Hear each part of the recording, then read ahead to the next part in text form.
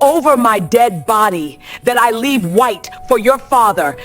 Before everything scattered like broken plates on a tiled floor, our mother was simply Mama Patricia Okafor. She was the kind of woman whose footsteps alone could restore order in the house.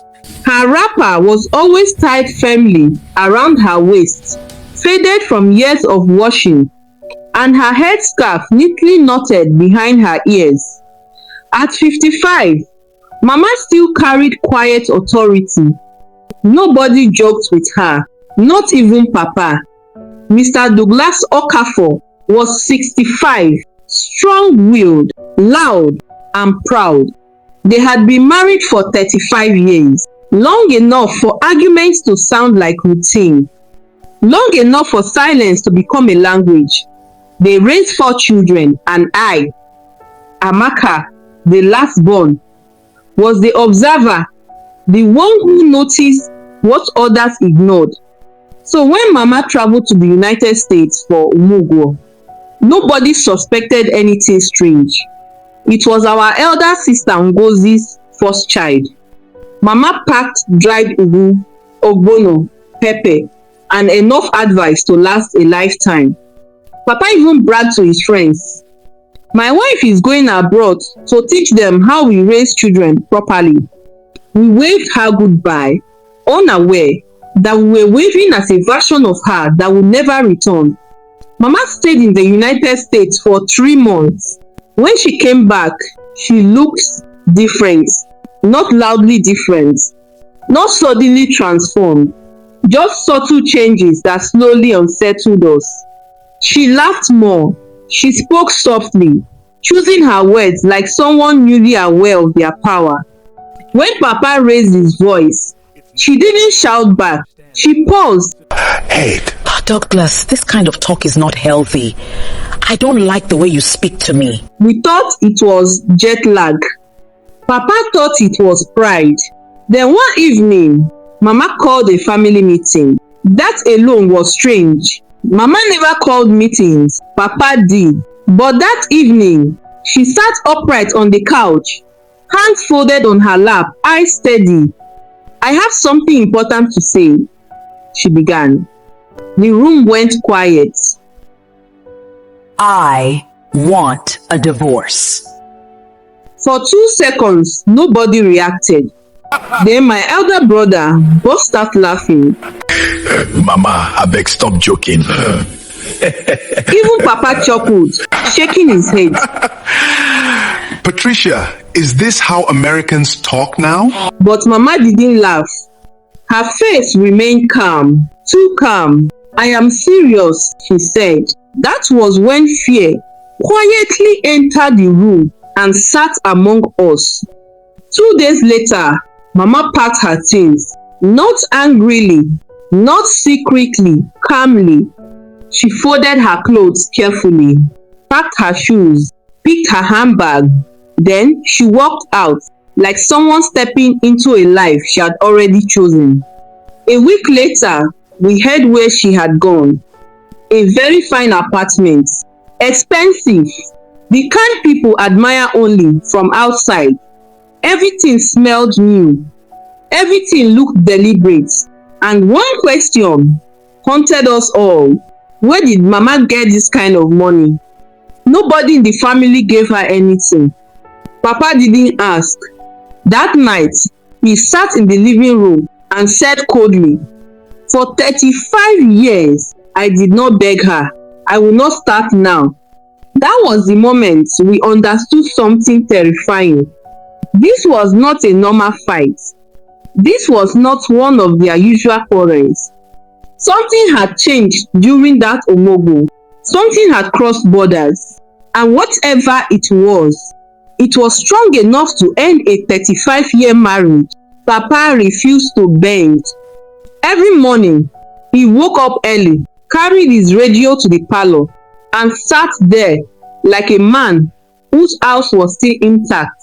He listened to news, sipped his tea, and ignored the empty seat beside him. Anytime anyone mentioned Mama, he waved his hand dismissively. "Let her go," he said. I will not beg a woman I married when she had nothing. That sentence alone told us Papa had already built a wall around his pride, high, thick, and unbreakable. But Mama was busy building something else herself. The first shock came when we visited her new apartment. The security gate opened quietly. No noise, no shouting. The compound was clean, too clean. Flowers lined the walkway. Real flowers, not the plastic ones people usually forget to water. When Mama opened the door, we froze. This was not the woman who raised us. She wore a fitted gown that hugged her body in places we never knew existed. Her hair flowed down her shoulders, soft and shiny. Her skin glowed. A light, expensive perfume filled the room. "Oh yeah, Mama, what happened?" I asked without thinking. Mama smiled gently. "Don't call me Mama again," she said calmly. "Call me Miss Patricia." We stared at her. Miss Patricia? Our mother? The air conditioner hummed loudly in the silence. She sat us down and spoke like someone who had rehearsed her freedom. "I'm tired," she said. "Your father's behavior is toxic, abusive." We exchanged looks. Toxic?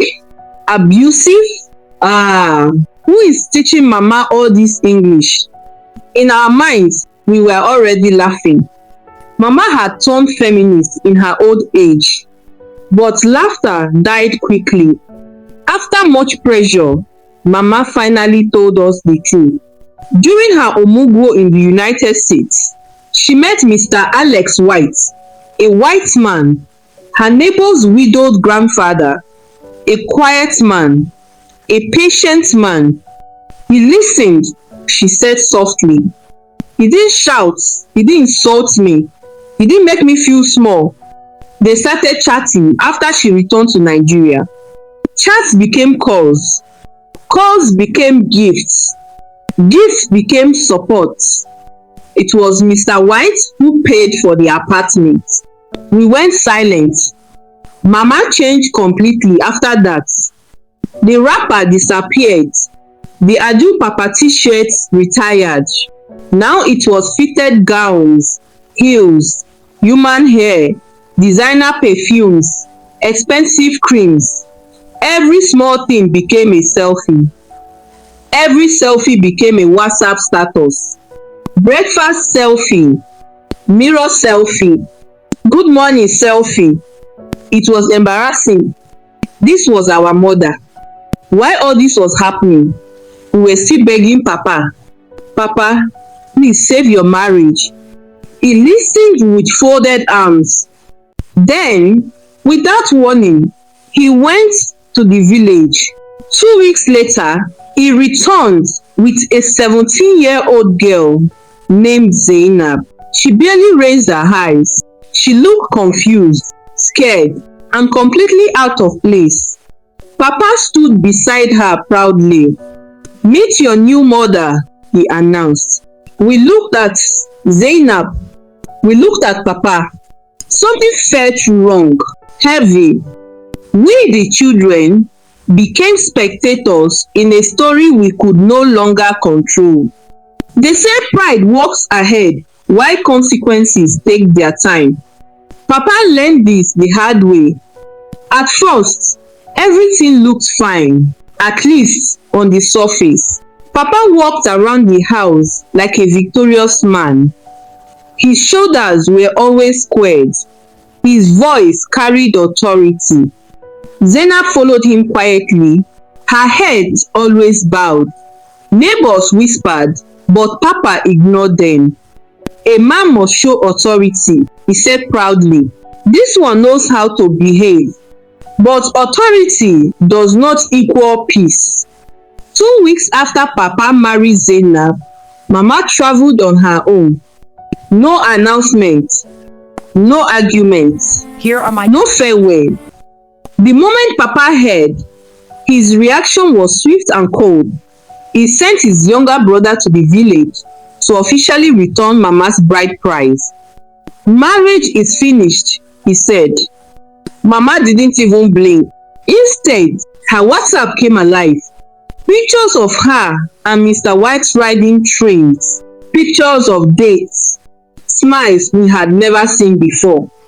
Honestly, we could no longer recognize our mother. She looked better than she had ever looked. And us, we didn't know how to feel. Were we supposed to be angry or happy? We now had a new father who was white and a new mother who was 17 younger than me, the last born. Confusion became our daily food. Back home, Papa's strength began to fade. The first sign was the hospital visits. At first, it was just a checkup, then medication, then midnight emergencies. Papa, who once mocked hospitals, now knew nurses by name. His blood pressure rose like stubborn yeast. Food betrayed him. Sleep avoided him.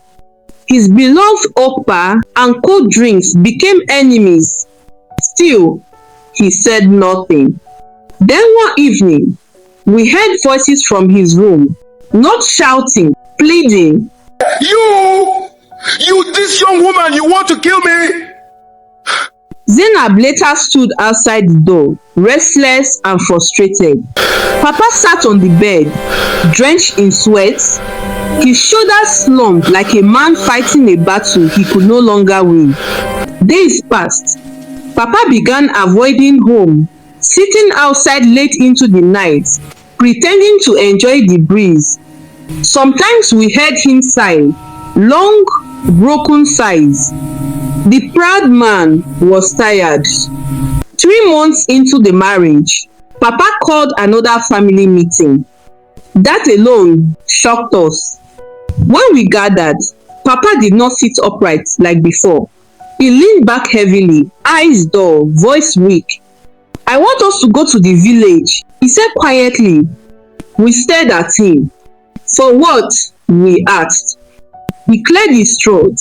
To repay your mother's bride price and bring her home. Silence fell like a heavy cloth.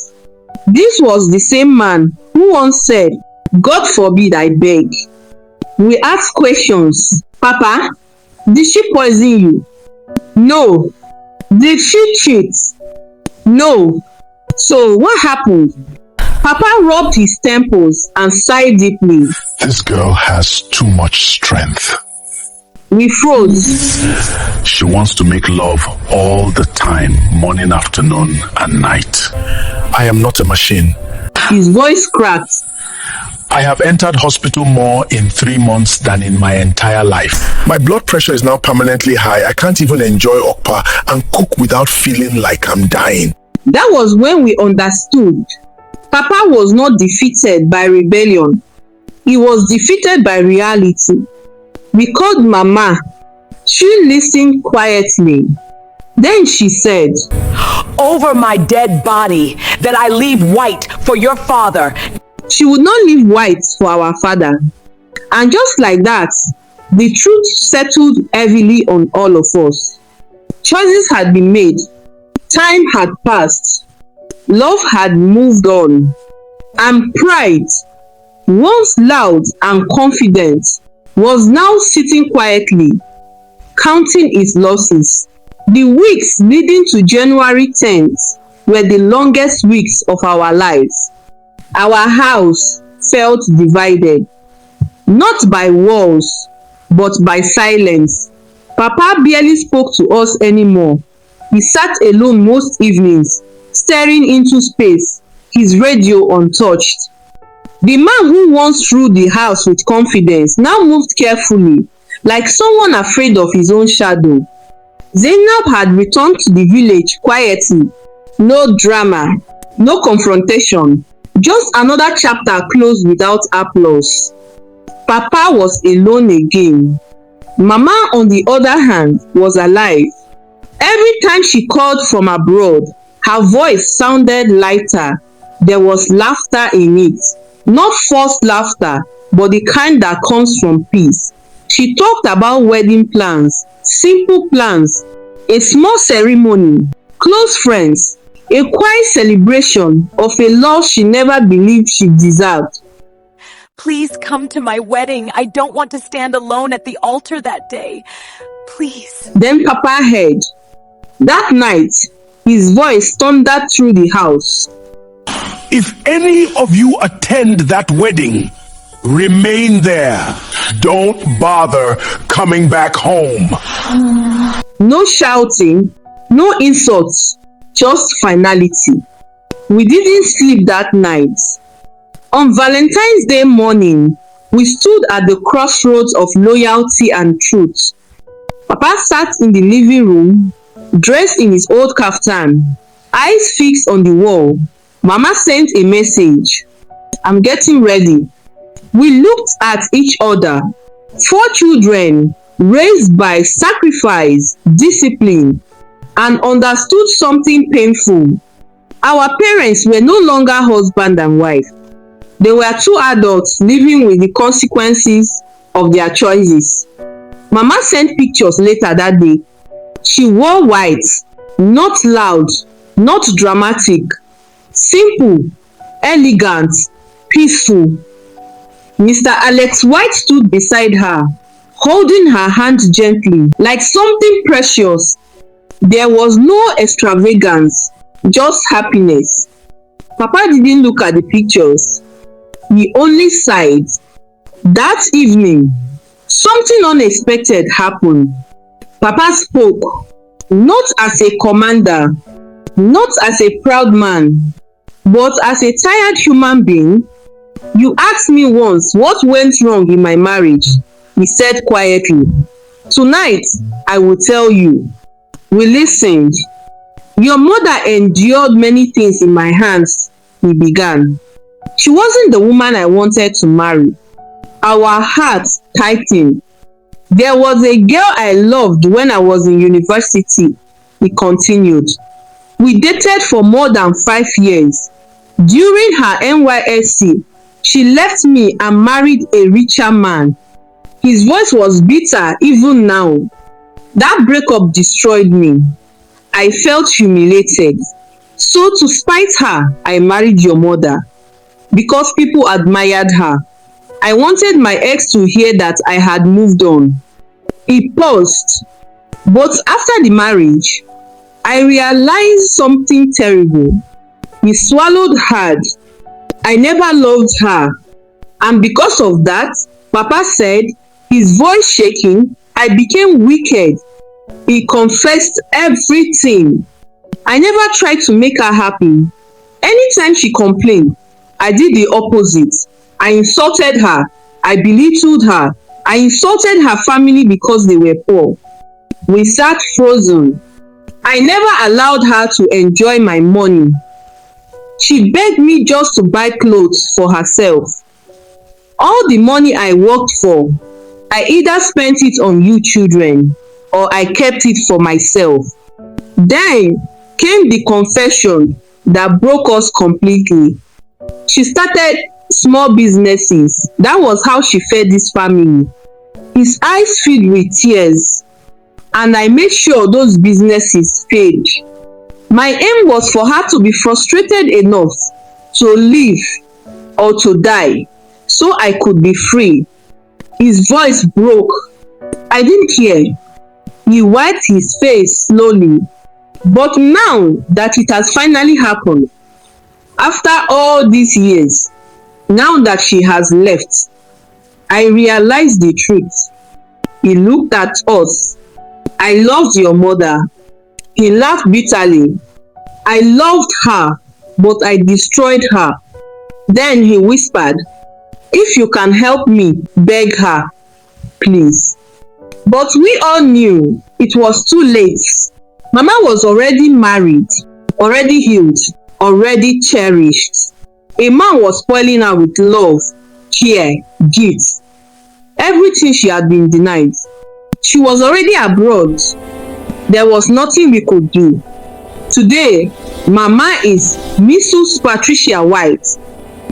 Papa lives quietly now, learning humility one day at a time. He still calls us often. His voice is softer. His pride is gone. And us, we have learned lessons no school teaches. Love without respect becomes cruelty. Endurance is not love. And apologies delayed can become regrets. Some stories don't end the way we expect. They end the way they must. And this one taught us that sometimes choosing yourself is the bravest thing of all. Thank you so much for watching. If you enjoyed this video, please don't forget to like, subscribe, and share it with others. Also, kindly hit the notification bell so you'll be notified whenever we upload a new video. Your support means a lot to us. Thanks once again for watching, and we'll see you in the next one. Bye!